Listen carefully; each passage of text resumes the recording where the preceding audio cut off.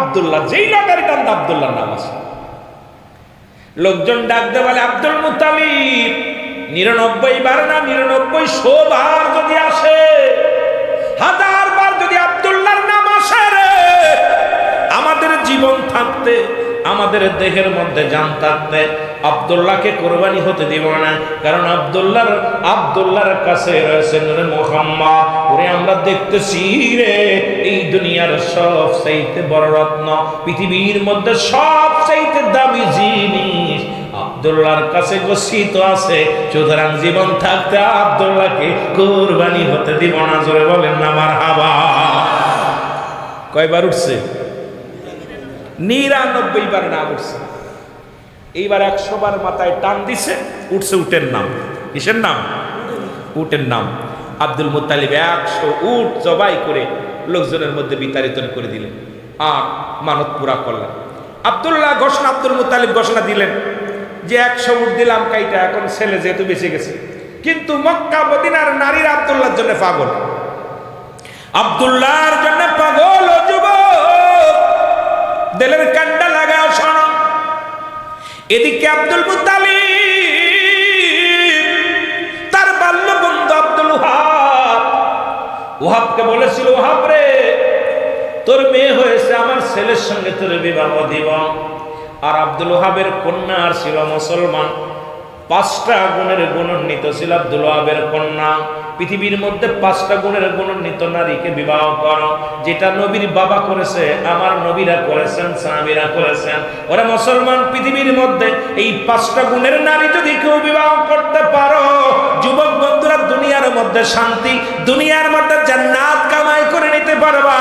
আমি আজকে বলে যাব সেই 5টা গুণের গুণান্বিত আব্দুল ওহাবের কাছে যায় ডাকতে বলে, আব্দুল ওহাব রে, আমার আব্দুল্লাহর জন্য মক্কা মদিনার নারীরা পাগল। তোমার সাথে তো কথা দিয়েছিলাম তোমার কন্যার সঙ্গে বিবাহ হবে গো, তোমার কন্যা কি বড় হয়েছে? আব্দুল ওহাব ডাক দেখ, আব্দুল মুত্তালিব, আমি তোমার ছেলের জন্য রেখে দিছি সেই বড় আমানত। আর আমার পৃথিবীর মধ্যে আমার মেয়ের ভিতরে 5টা গুণ আছে। 1 নাম্বার গুণ আমার মেয়ে সতীত্ব, আমানতদারি, আমার মেয়ে গুণবতী, আমার মেয়ে আমলদারি, আমার মেয়ে মুসলমান পর্দাশীলতা নারী। 5টা গুণ লেখে নাও, লেখে নাও। আমার নবীর মা কেমন ছিল গো? আমার নবীর মায়ের গর্ভে থেকে আখির নবী রাহমাতুল লিল আলামিন আগমন করলেন। সেই মার ছিল 5টা গুণ।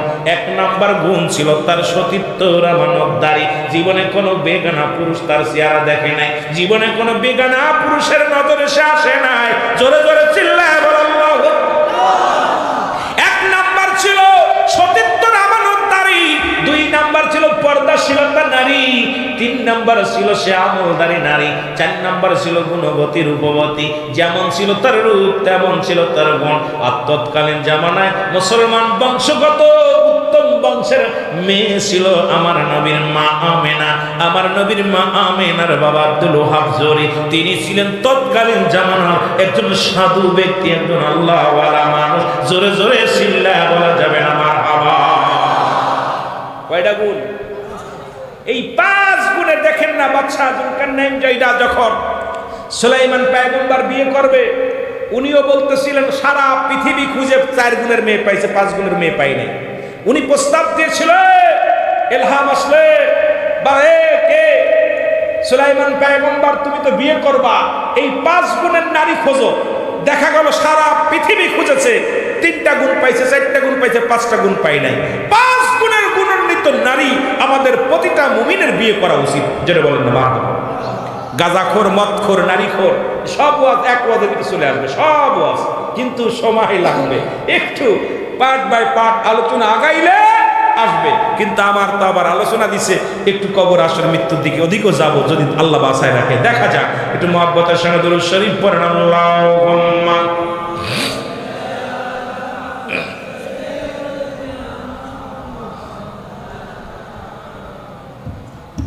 টাইমই তো পাবো না।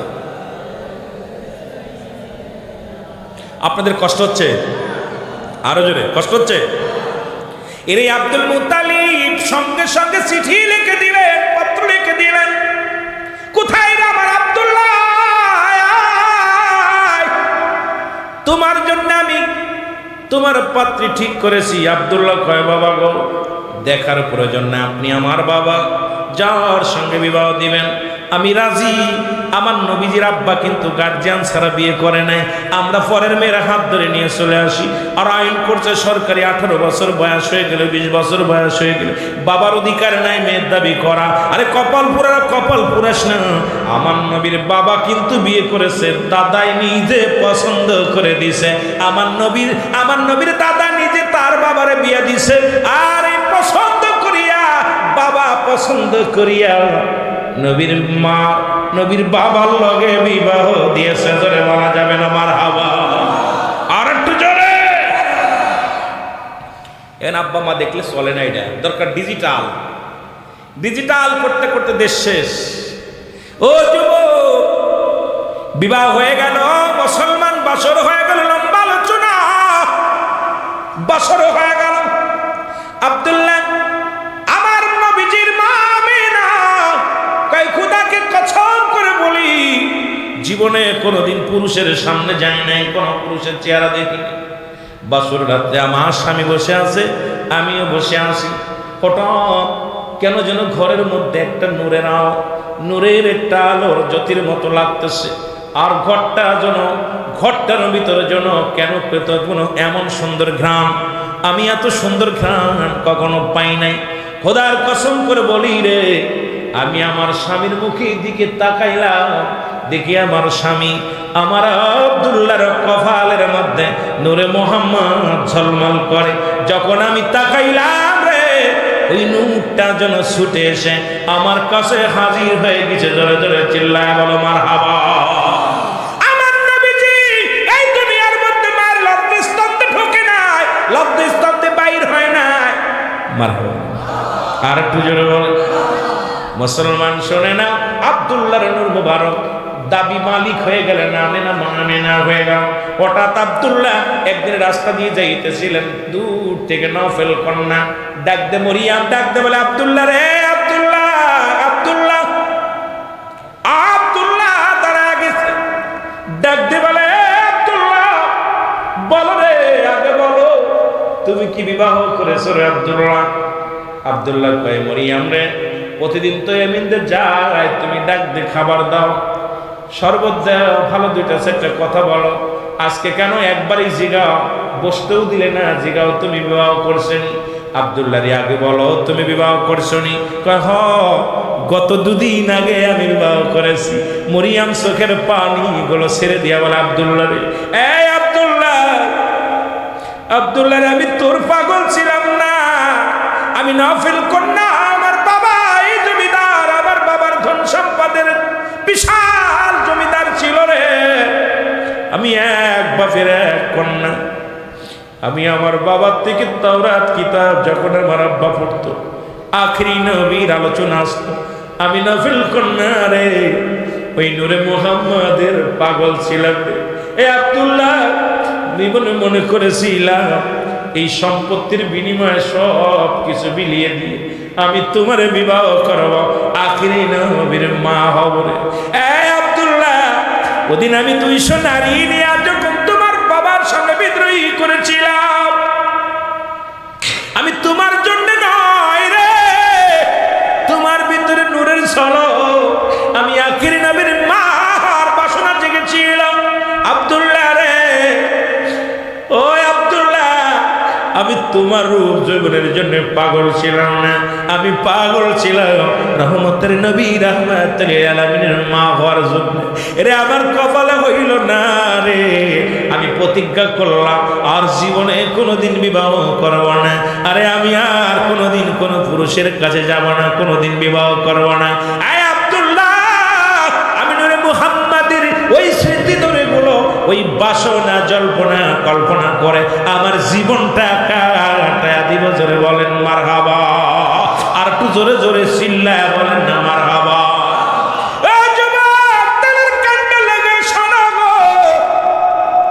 এই দুনিয়ার মধ্যে রহমতের নবী দুনিয়ার মধ্যে আগমন করলেন মায়ের গর্ভে। সংবাদ পেয়ে গেলেন সকালবেলা, মা আমেনা সংবাদ পায়, মা আমেনা রে, ও আমেনা, তোমার গর্ভে আখিরি নবী হাজির হয়ে গেছে। দ্বিতীয় মাসে খবর আসে আমেনা রে আমেনা, তোমার গর্ভে আখিরি নবী হাজির হয়ে গেছে। তৃতীয় মাসে হাজির হো, ও আমেনা তুমি বড় ভাগ্যবান, তুমি বড় গুণবতী রূপবতী রে মা আমেনা, তোমার গর্ভে আখিরি নবী রাহমাতুল লিল আলামিন আগমন করেছে।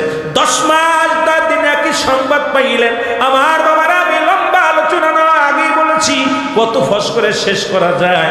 মা আমেনা মুসলমান, একদিন নয় দুদিন নয়, 10 মাসে 10টা খবর চলে আসলেন। নবীজির মা আমেনা বলে, খোদার কসম করে বলি, আমার হুজুর আমার গর্বে পৃথিবীর মধ্যে মেয়েদের পেটে যখন বাচ্চা আসে, পেটটা একটু বড় হয়, আমি যখন জমজম কূপের পানি উঠাইতাম, খোদার কসম করে বলি আমি টের পাইতাম না, কষ্ট অনুভব হয় নাই। আমার পেটের মধ্যে আমার হুজুর কোনোদিন একটু মোসর দেয় নাই, কোনোদিন কষ্ট দেয় নাই। মায়ের গর্ভে থাকতে সন্তান কত লাথি মারে, কত না কত মারে, মা খাইতে পারে না, ঘুমাইতে পারে না। আমার নবী আমার গর্ভের মধ্যে কোনোদিন একটু জোরে নড়া দেয় নাই, আমি মা কষ্ট পাবো বলে। এই দুনিয়ার মধ্যে মুসলমান শোনো,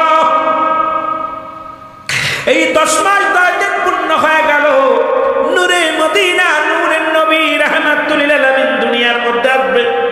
আমার নবীর ফুফু সুফিয়া বলে, এই ঘরের মধ্যে বাতি নাই, ঘরের মধ্যে বইয়া আসি রে মুসলমান শোনো গো। হঠাৎ করে দেখি আকাশ থেকে যেন একটা নূর এসে আমার ঘরের মধ্যে, আমার আব্দুল্লাহর ঘর খানা জিন্না শিন্না, খাজুরের পাতার ছাউনি। আমার বাজানেরা, এই পৃথিবীর মধ্যে খাজুরের পাতার গিয়া এই ঘরের মধ্যে হলো আমি বড় প্রেশানিত হয়ে আসি। কারণ এখন তো অনুভব করা যায় নতুন মেহমান বাড়ির মধ্যে আসবে, ঘরের মধ্যে আসবে। হঠাৎ আমি সালাম শুনতে পাইলাম, আসসালামু আলাইকুম আমেনা। আমেনা রে, ওয়ালাইকুম আসসালাম। কয় তুমি কে গো? আমি মা হাওয়া। আমেনা রে, এই দুনিয়ার মধ্যে নবীদের সরদার রাহমাতুল লিল আলামিন দুনিয়ার মধ্যে আগমন করেছে। বড় স্বপ্ন ছিল আখিরি নবীর মা হব, হতে পারি নাই। রব্বে কারীমের কাছে দাবি করেছিলাম, আল্লাহ ওই আখিরি নবী যেদিন দুনিয়ার মধ্যে আগমন করবে, সেদিন যেন ওই ঘরের মধ্যে আমি একটু জায়গা পাই, সেদিন যেন আমি আমার হুজুরকে দেখতে পাই। আমেনা, আসসালামু আলাইকুম আমেনা। আমেনা ওয়ালাইকুম আসসালাম। কে? আমি মারিয়াম। আসসালামু আলাইকুম। কে? আমি মাসিয়া। এইরকম 4 জন মহিলা মুসলমান সহ জান্নাতি মহিলা। শরীয়তে 2 জন মহিলা ছিলেন, একজনের নাম হযরতে সুফিয়া আর আরেকজনের নাম হলো আমার মা আমেনা। এই 2 জন ছিল ঘরের মধ্যে, 2 জন শরীয়তে মারিফাতের দৃষ্টিতে, আরো 4 জন ছিল মুসলমান। রাসূল আকরাম সাল্লাল্লাহু আলাইহি ওয়াসাল্লাম দুনিয়ার মধ্যে আগমন করলেন।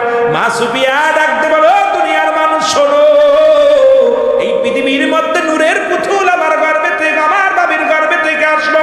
আমি জীবনে এত নূর পৃথিবী দেখি নাই রে। পৃথিবীর মধ্যে আগমন করলো, আমি তাকা দেখি রে আমার হুজুরের মাথার শীতে কাঁটা, আমি দেখি আমার নবীজির চোখের মধ্যে সুরমা লাগানো, আমি দেখি আমার নবীজির নাভি কাটা অবস্থায়, এই দুনিয়ার মধ্যে উলঙ্গ অবস্থায় আমার নবী আসেন না কাপড় পরা। ও মুসলমান, তাদের কান্ডা লাগা শোনো, আমি আমার নবীর দেখেছি রে। আমার হুজুর দুনিয়ার মধ্যে সিজদায় পড়ে গেছে, ইয়া রাব্বি হাবলি উম্মতি, ইয়া রাব্বি হাবলি উম্মতি।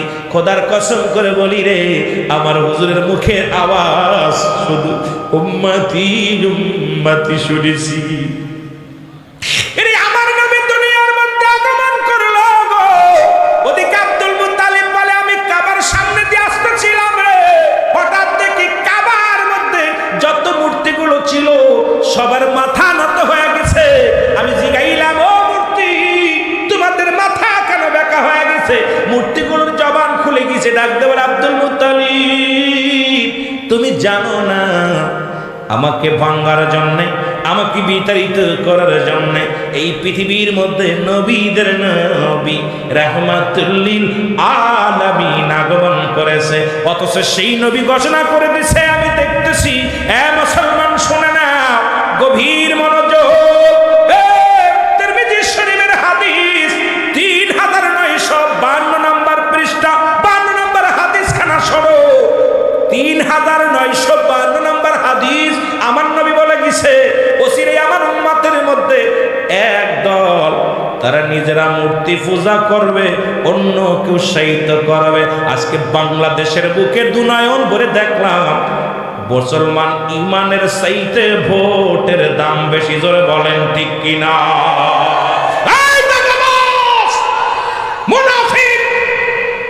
মুনাফিক ঈমানের চাইতে সিয়ারের দাম বেশি। এরা ইসলামটাকে কেমনে প্রচার করে, ইসলামের শত্রু, ইসলামের দুশমন। এরা জোরে বলেন ঠিক কিনা? রাসূল আসছে মূর্তি ভাঙ্গার জন্য, ভালো করে শোনেন। আর আমি মৌলবী টুপি মাথায় দিয়ে পাহারা দিই, মৌলবী সাজাইছ, বিশাল মৌলবী সাজছ, কোথায় পাইলা? কোন দলিলে পাইলা? আমাকে দেখাও। হ্যাঁ পাইছো, একখান দলিল আছে সূরা তাওবা 6 নম্বর আয়াতে, দেখো প্রমাণ দলিল। আমি বলছি আস্তে আস্তে দিব, আমি কেমন বাস্তব দিকে আগাইলে সব কোরআন হাদিস থেকে দলিল আসবে, দূরে নয়। সূরা তাওবা 6 নম্বর আয়াত আল্লাহ বলে, হাবিব আপনার কদমের মধ্যে যদি কোনো মুসলিম আগমন করে, খোঁজো, কোরআন শরীফ খোঁজো, না পাইলে আমার ধরবো অফেন্স চ্যালেঞ্জ। বলতেছে হাবিব আপনার কদমের মধ্যে যদি কোনো অমুসলিম আসে, সে যদি আপনার কাছে নিরাপত্তা চায় নিরাপত্তা দেন, যদি নিরাপদ স্থানে আপনার সাহায্য চাই সাহায্য দেন, নিরাপদ স্থানে পৌঁছে দিতে বলে আপনি পৌঁছায় দেন। হুকুম কার? কিন্তু ওর পরের দিনই দেখলাম লেখছে আমরা তো আপনাদের মসজিদ রক্ষা করতে পারেন না, আপনাদের মন্দির রক্ষা করবেন কি? সুতরাং তারা তো আমাদের কাছে সাহায্য চাই নাই, তারা তো আমাদের মন্দির পাহারা দিতে বলে নাই, আপনার ওখানে যে মুনাজাত করতে বলছে কিনা। আবার আমাদের দেশে এক আলেম আর একজন বলছে পূজা এবং রোজা এক, জোরে বলেন ঠিক কিনা? ওইটার ইমান গেছে না আছে? জোরে বলেন ইমান গেছে না আছে? আরে মুসলিম মিল্লাতের রোজার সঙ্গে যারা পূজার তুলনা করে, এই সমস্ত মূর্তি পূজারী কোনদিন ইসলামের ধারক বাহক হইতে পারে না। এরা অতীতেও ছিল, এখনো আছে, ভবিষ্যতেও থাকবে। এরা চেয়ার পূজারী, এরা মানুষ পূজারী, এরা আল্লাহর গোলাম নয়, নবীর পাগল নয়। জোরে বলেন ঠিক কিনা? আরো জোরে বলেন ঠিক কিনা? আওয়াজ হচ্ছে না, মনে হচ্ছে আপনাদের ভিতরে ওই দলের লোক আছেন। আওয়াজ আমি এখানে মোরা মেরে ফেলবেন প্রস্তুতি, মারে ফেলবেন প্রস্তুতি। যে কয়দিন বেঁচেছি আর সুখ আদায় করে আল্লাহর দরবারে আর আশা নাই, কারণ এই ধোঁকাবাজ দুনিয়ার মধ্যে আর বাঁচতে শখ নেই। কারণ এই দুনিয়ার মধ্যে যাদেরকে দিয়ে আজকে আমরা ভরসা করবো, যাদের আলোচনা শুনি, তারা যদি আজকে ইসলামটাকে 12টা বাজায় দেয়, তারা যদি ইসলামের দোহাই দিয়ে কোরআনের তহমাত দেয়, কোরআনের ভিতরে ভুল আছে। এরপরে বলছে কোরআনের ভিতরে ভুল আছে। এরপরে আমার গত কয়েক-3 দিনের একটা নিউজ দেখে আমি বেশি কষ্ট পাইছি। আরে ইসলাম আগে কালেমা, নামাজ, রোজা, হজ, যাকাত, ইসলামের কয়টা স্তম্ভ?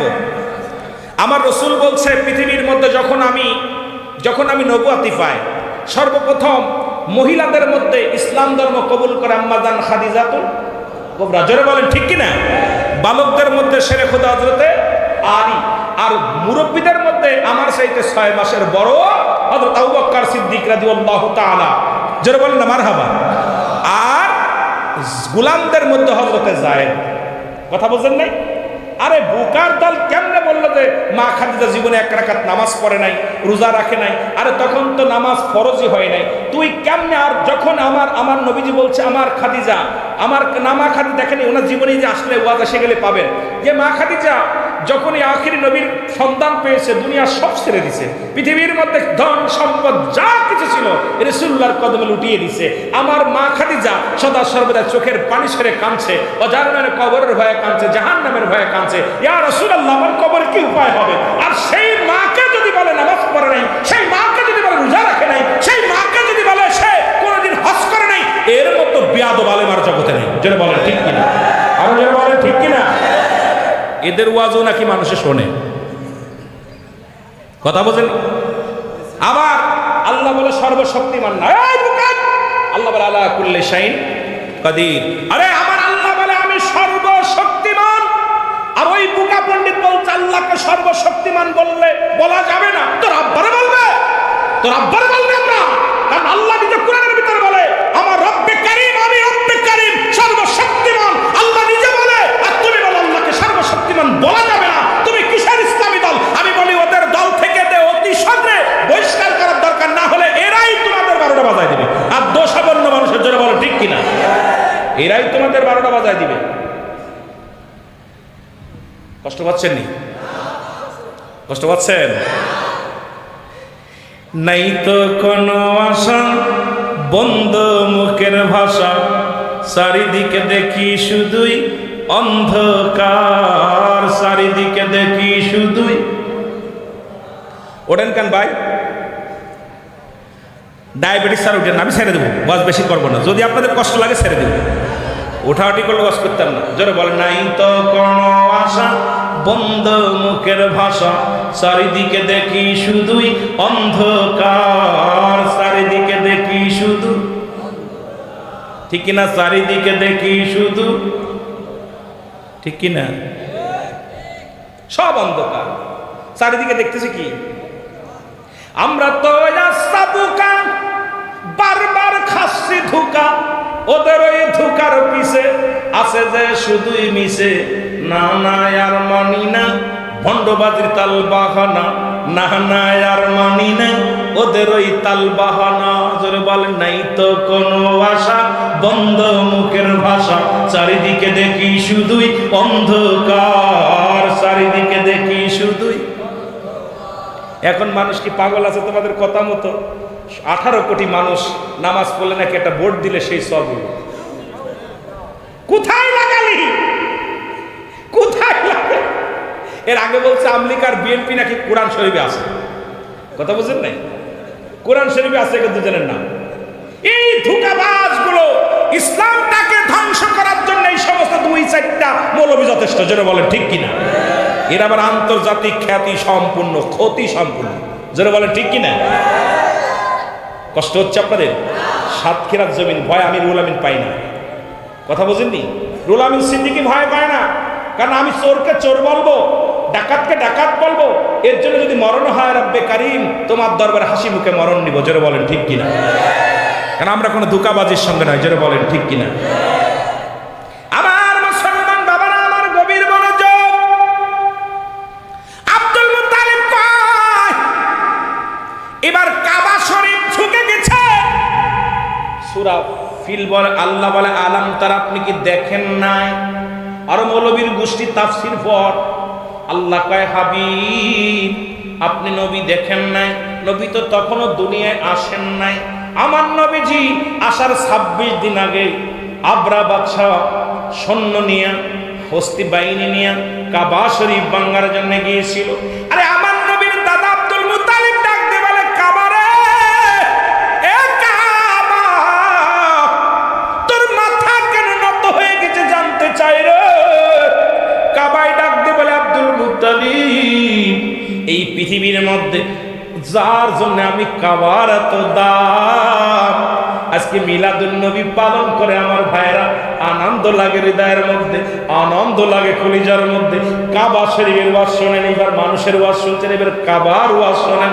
কাবাই ডাক দেখ, আব্দুল মুত্তালিব, এই পৃথিবীর মধ্যে আমি কাবা বড় ধন্য রে, যার খাতিরে আমার এত দাম, যার খাতিরে আমার এত সম্মান, যার জন্য রব্বে কারিম আমার বানাইছে রে। এই কাবার কাবা, এই কাবার কাবা রাহমাতুল লিল আলামিন দুনিয়ার মধ্যে আগমন করেছে। জোরে জোরে চিল্লা বলা যাবে না মারহাবা। খেলা দেখছেন? কাবার ওয়াজ করে, কাবায় ওয়াজ করে।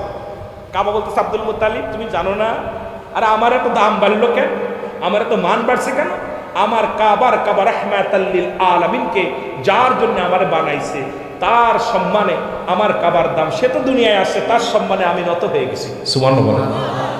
আরো জোরে, মুহাম্মদ মুস্তাফা নবী সাল্লাল্লাহু, আরো জোরে বলেন, মুহাম্মদ মুস্তাফা নবী। ওরে সাফায়াতের কান্ডারি, সাফায়াতের কান্ডারি রাসূলুল্লাহ, ইয়া মুহাম্মদ মুস্তাফা নবী সাল্লাল্লাহু আলাইহি, ইয়া মুহাম্মদ। কেহ বলে নবী কাবার কাবা, কেহ বলে নবী বাবার বাবা, কেহ বলে নবী কাবার কাবা, কেহ বলে নবী। এর নই যে কাবা, নই যে বাবা, মুহাম্মদ। আরো জোরে বলেন, মুহাম্মদ মুস্তাফা নবী। আরো জোরে বলেন, মুহাম্মদ মুস্তাফা নবী। এর সাফায়াতের কান্ডারি, সাফায়াতের কান্ডারি রাসূলুল্লাহ, ইয়া মুহাম্মদ। আরো জোরে বলা যাবে না, মুহাম্মদ মুস্তাফা নবী। মারহাবা বলেন। একটু জোরে বলেন না, আরো জোরে। এ মুসলমান শোনো, এই আব্দুল মুত্তালিব, এই মুসলমান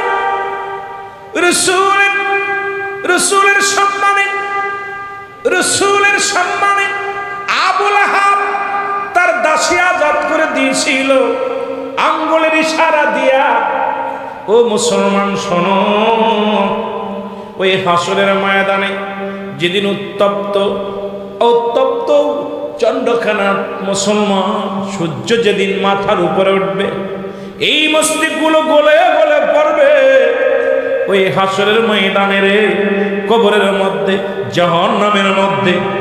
আব্দুল মুত্তালিব ও মুসলমান আবু লাহাব এই আঙ্গুলখানা যখন গালের মধ্যে দিবে, একটু মিঠা পানি বর্ষিত হবে। শুধু রাসূলের সম্মানে আঙ্গুলের ইশারাতে দাসী আজাদ করে দিয়েছিল মুসলমান। এই পৃথিবীর মধ্যে এত দাম, এত সম্মান সেই নবীজির পক্ষে থাকতে চাই কি চাই না? নবী লাগবে কবরে, নবী লাগবে মিজানে, নবী লাগবে ফুলসিরাতে, নবী লাগবে আমাল কিয়ামতের ময়দানে। নবী বিনা কোনো বান্ধব নয়, নবী বিনা কোনো দরদি নয়। সেই নবীর পক্ষে থাকতে চাই কি চাই না? ওরে আজ না হয় কাল তুমি যাইবা কবরে, যাবার কালে দেখবে চেয়ে গো তোমার সবই রইল। আরো জোরে বলেন, যাবার কালে দেখবে চেয়ে গো তোমার সবই রইল। তোমার দাদাই গেছে, বাবাই গেছে, কেউ আসলো না ফিরে। তোমার তো যাইতে হবে রে, যেদিন আজরাইল আসিবে। তোমার তো এ দুনিয়ার মুসলমান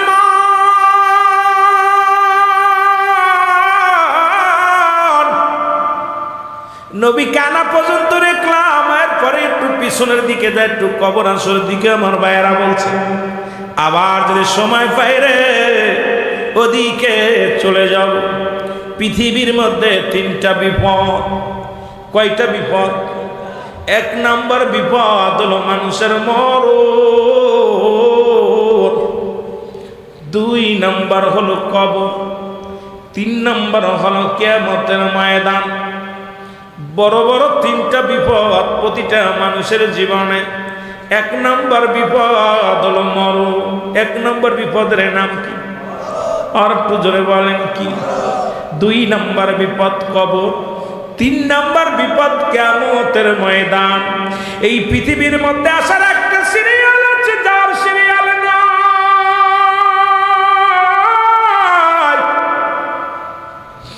দেখা যায় দুনিয়ার মধ্যে দাদা জিন্দা, নাতি নাই, বাবা জিন্দা, সন্তান দুনিয়ার মধ্যে নাই।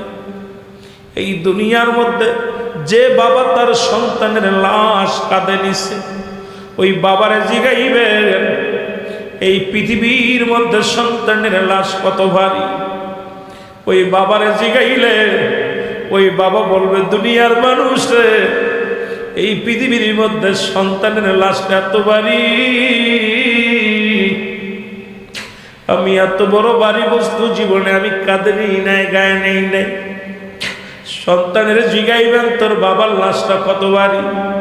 সন্তান বলবে, দুনিয়ার মানুষ রে, আব্বা আমার লাশ এত ভারী আগে জানি না। আজকে সেই সন্তানের লাশ বাবার কাঁধে, বাবার লাশ সন্তানের কাঁধে, দাদার লাশ নাতির কাঁধে, নাতির লাশ দাদার কাঁধে। পৃথিবীর মধ্যে আসার একটা সিরিয়াল আছে, যার কোনো সিরিয়াল নাই। এক নাম্বার বিপদ হলো মানুষের মরণ। এই মরণের কথা বলতে যে একটা কথা আমার মনে পড়ে গেল। আল্লামা মুফতি আমজাদ আলী সাহেব একটা কিতাব লেখলেন, এই কিতাবের নাম্বার শুনিয়া। এই কিতাবের মধ্যে লিখতে যা উনি বললেন, দুনিয়ার মানুষ শোনো,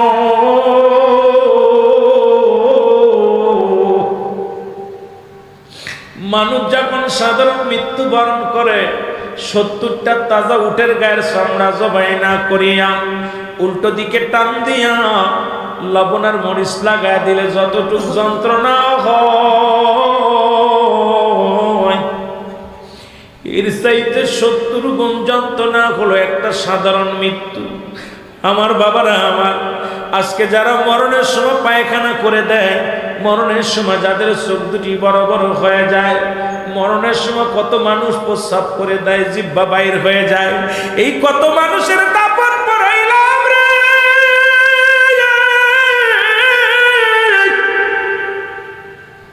কত মানুষের কাপড় পরাইলাম, কত মানুষের জানাজা পড়লাম, আইরে কত ভার জানাজা পড়লাম, দেখেছি চোখ দুটি চেয়ে আছে, বন্ধ করা যায় না।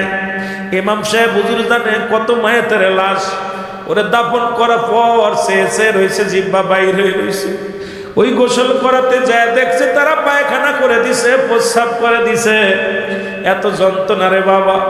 কিন্তু মুমিনের মৃত্যু হয় আটা গোলাইয়া খামির বানায়া, এই খামিরের মধ্যে যদি একটা চুল পড়ে এটা টানতে বাইর করলে যেমন অনাসে বাইর হয়ে যায়। একমাত্র ইমানদারদের মৃত্যু হয় এত আসানে। আর রব্বে কারীম তো দুইটা জায়গা রেখে দিছে, একটা হলো জান্নাত। ইমানদারদের জন্য ঘোষণা করে আমার আল্লাহ বলেন বিসমিল্লাহির রাহমানির রাহিম উইদ্দাত লিল মুমিনিন। আল্লাহ বলে মুমিনদের জন্য, মুত্তাকিনদের জন্য আমি একটা নয় দুটি নয় 8টা জান্নাত প্রস্তুতি করে রাখছি। এই জান্নাতি মানুষের মৃত্যু যেমন আসানে হয়, মৃত্যু আসানেও হলে তাদের জন্য নিয়ামত হয়ে যায় রে মুসলমান। শুনে না, আজরাইল আলাইহিস সালাম পৃথিবীর মধ্যে সবার জান বাইর করার জন্য জমিনের মধ্যে আগমন করে না। আজরাইল এত বড় দানব, এই জমিনের মধ্যে থাকে 5 মানে থাকে মুসলমান মাথা মুবারক। সারা পৃথিবীর পানি যদি আপনার তার গায়ে ঢেলে দেন, একটু পানিও জমিনের মধ্যে পড়ে গড়িয়ে পড়বে না। রব্বে কারীম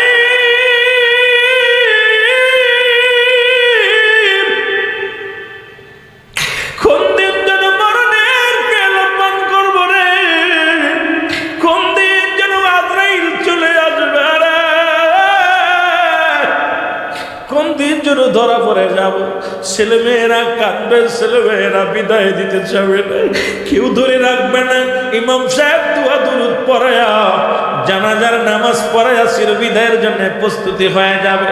আমার বন্ধুগণ, এই মরণের পেয়ালা পান করতে হবে, এর মধ্যে কোনো সন্দেহ নাই। জোরে বলেন ঠিক কিনা? আমার মরণ আসিবে কখন কেউ তো জানি না।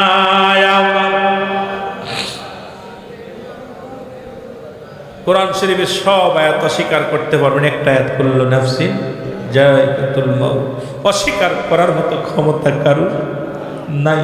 একটু মহব্বতে চোখের পানি ছেড়ে ছেড়ে বলেন আমার মরণ আসিবে কখন কেউ তো জানি না।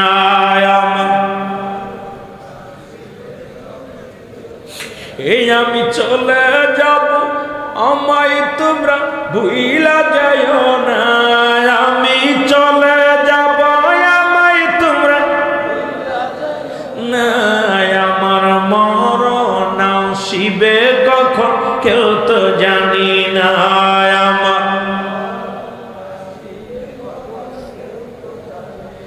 টাকা পয়সা দালান কোটাও যাহা করেছি, সব কিছু ফেলাইয়া বাজান একাই চলেছি রে আমি। সব কিছু ফেলাইয়া একাই চলেছি আমি। যাবার কালে ভেবে দেখি আমার কেহ নাই। আমি যাবার কালে ভেবে দেখি আমার মরণ আসিবে কখন কেউ তো জানি না। আমার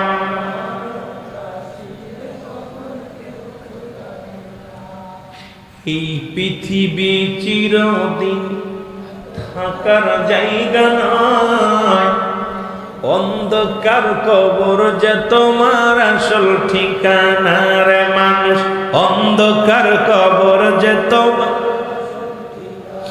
এ দুনিয়ার মুসলমান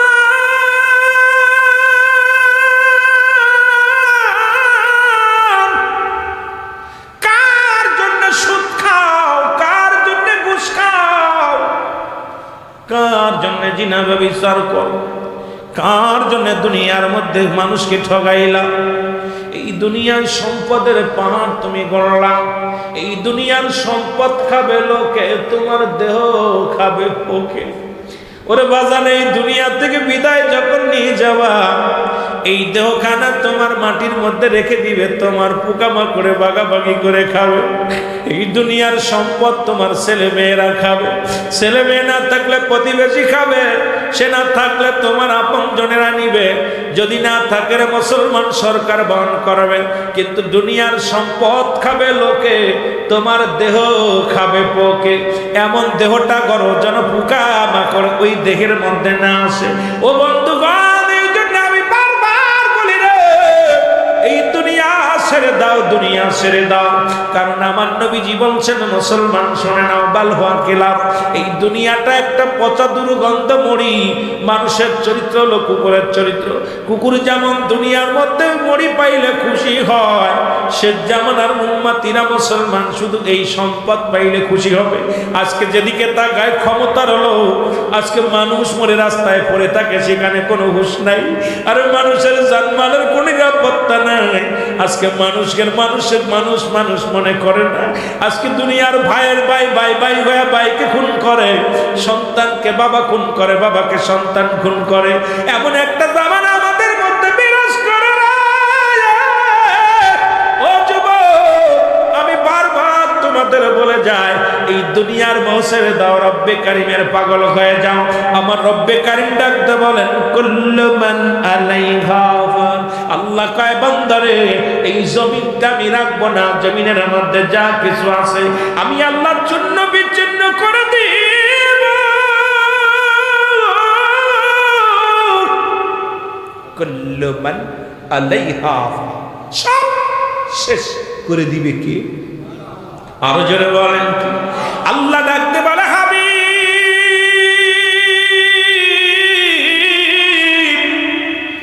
এই দুনিয়ার মধ্যে যা কিছু আছে আমি আল্লাহর জন্য বিচ্ছিন্ন করে দিব। এই জমিনের মাটিগুলো পুরো আমি তামা বানায় দিব। এই জমিনের মধ্যে যত পানি, আরে কালীগঞ্জ থানার বাজানেরা শুনে নাও, এই কালীগঞ্জের বাজানেরা, বাজান সাতক্ষীরার বাজানেরা শুনে নাও, পৃথিবীর মধ্যে 3 ভাগ পানি, 1 ভাগ মাটি। রব্বে কারিম ডাক দেখায় আল্লাহ, আমার আল্লাহ ডাক দেখায়, বান্দারে শুনে নেয়, এই পৃথিবীর যত মাটি আপনি সব পুরো আমি তামা বানায় দিব। এই জমিনের মধ্যে যত পানি আছে সব পানি পুড়ে ছাই হয়ে যাবে। যেদিন কিচ্ছু বলতে কিচ্ছু থাকবে না, সেদিন থাকবো শুধু আমি আল্লাহ। আল্লাহ কয়, বান্দারে, যেদিন আমি একাকার হয়ে যাব, সেদিন থাকবো শুধু আমার রাসূলুল্লাহর ভালোবাসা নিয়ে।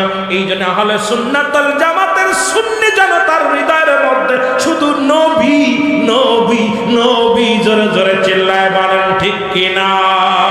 আমার মনে বড় আশা ছিল যাব মদিনায়, আমার মনে বড়,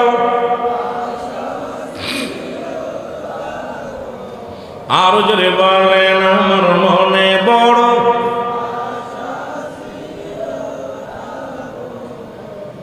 এই আরব সাগর পাড়ি দিব, নাই তো মোদের তরি,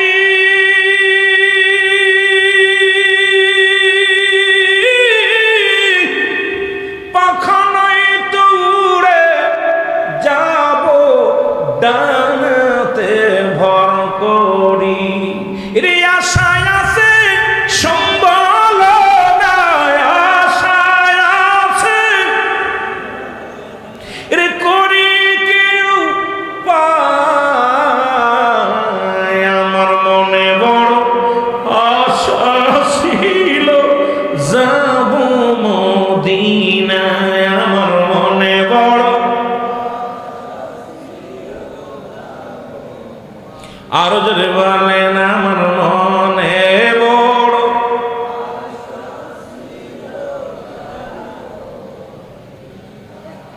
কে যাও তুমি ও আশেক ভাই সোনার মদিনা,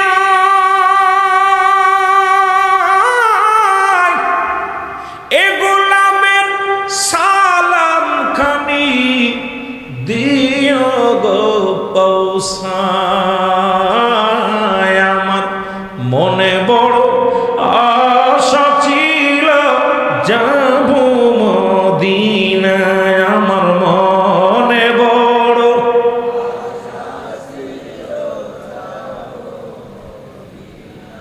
আহারে আমার আল্লাহ বলেন যেদিন কিচ্ছু থাকবে না থাকবো আমি থাকবো আমার রাসূলুল্লাহর ভালোবাসা নিয়ে। এই জন্য আমরা কি রসুলের প্রেম করার দরকার আছে কিনা, রসুলের সাথে সম্পর্ক রাখার দরকার আছে কিনা, আরো জোরে বলেন আছে কিনা। এই পৃথিবীর মধ্যে রসুল একটা হলো ঈমান, একটা হলো আমল। আমার আগের বক্তা ঈমান আমলের আলোচনা করছে। একটা হলো ঈমান, একটা হলো আমল। একটা মানব জীবন অমূল্য সম্পদের নাম হলো ঈমান। মানব জীবন অমূল্য সম্পদের নাম কি, আরো জোরে বলেন ঈমান।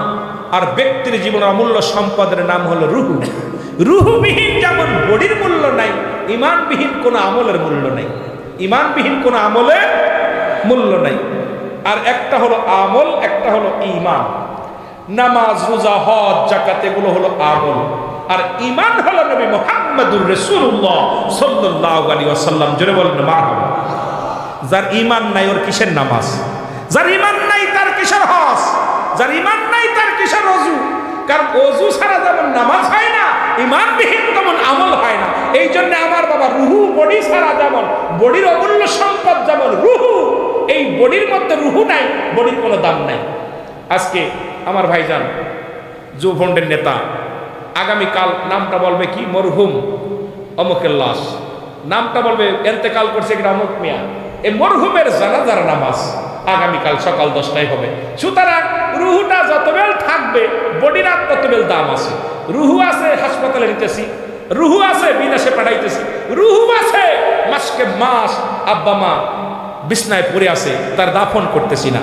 রুহুটা চলে গেছে, দেখতে শুনতে বালা, কেউ কি রাখবে? কথা বলেন, সবাই ব্যস্ত হয়ে যাবে তাকে বিদায়ের জন্য। তদ্রূপ ঈমান যদি না থাকে তোর কিসের আমল? সব কিছুর মূলে হলো রাহমাতাল লিল আলামিন। এই জন্য আমার নবীকে জান মালের চাইতে বেশি ভালোবাসতে হবে। জোরে বলেন ঠিক কিনা, আরো জোরে বলেন ঠিক কিনা। একটু মহব্বতের সঙ্গে দুরূদ শরীফ পড়েন। আল্লাহুম্মা 12টা বেজেছে।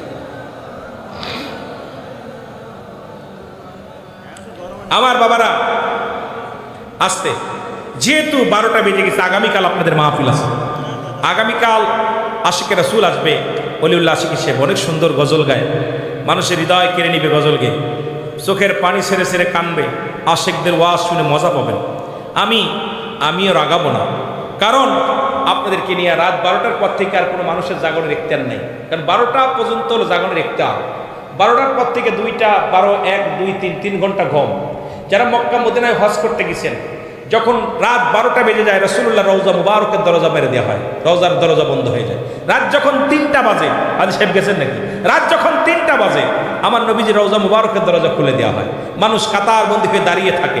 অনেক বাঙালিরা কি করে আমরা দেখেছি, যেটা বাঙালিরা রাস্তার কোলে লাইন দিয়ে রাসূলের রওজায় ঢোকার জন্য সারা রাত জেগে জেগে থাকে যে আমরা ঢুকবো, আগে ঢুকবো।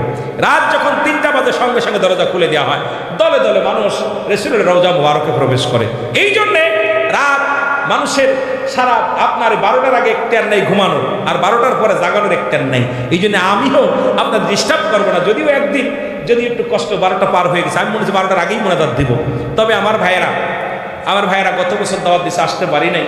এবছর আসছি, যেরকম আলোচনা করার দরকার সেভাবে আমি পারিনি এখনো।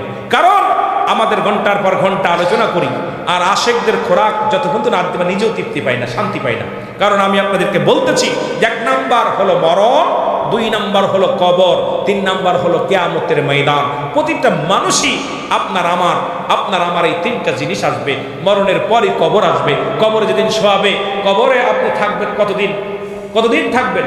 কবরে একটা রাত, চিন্তা করেন না, একটু বয়া চিন্তা করেন কবরের একদিন, কবরের একটা দিন, একটা ঘন্টা। একটু কল্পনা করেন যে আল্লাহ আমি 1 ঘন্টা কেমনে থাকবো কবরে, এই 10টা মিনিট আমি কবরে কেমনে থাকবো। থাকবো, এই কবরে কিন্তু আপনার আমার ধনী গরিব সবার যেতে হবে, এইটা থেকে বাঁচা সম্ভব নয়। একটু আমরা নবীজিকে সালাম জানাই, নবী সালাম